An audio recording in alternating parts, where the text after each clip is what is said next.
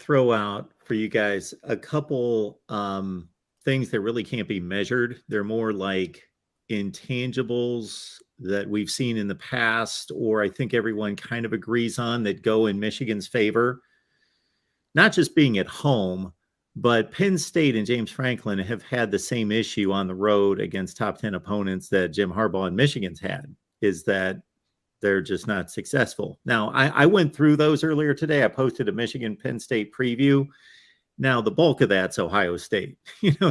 Most of their top 10 losses since James Franklin arrived have been Ohio State games. A couple of Michigan games, like one Michigan State game, and maybe somebody else, maybe. But it's basically, I think he's 0-8 in games against top 10 opponents. And so maybe 5 were Ohio State. But still, that's not been a good thing for James Franklin teams on the road against top 10 opponents. Number 2, obviously, aside from the COVID year, the last couple of trips to Ann Arbor have been brutal.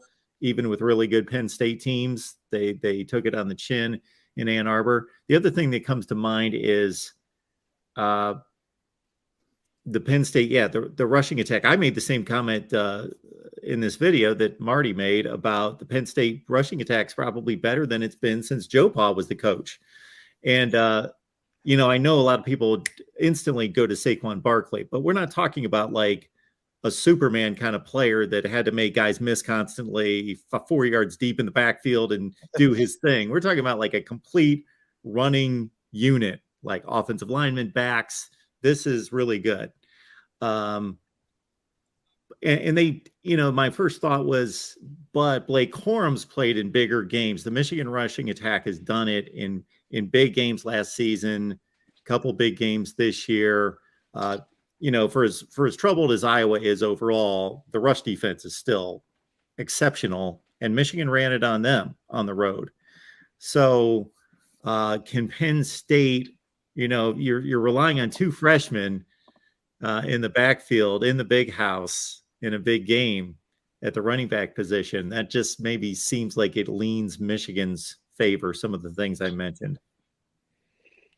Yeah, I mean, Mark, one of the things that you did say that, talking about those intangible things, for some reason, Penn State's outside of 2020, they tend to always struggle playing at Michigan.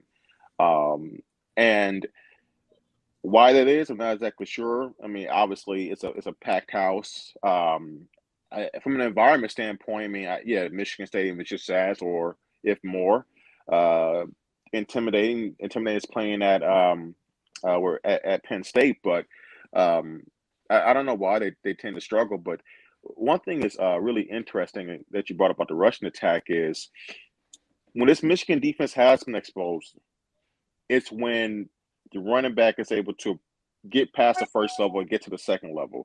Now, Colson has been better with filling his gaps at the linebacker position for the most part.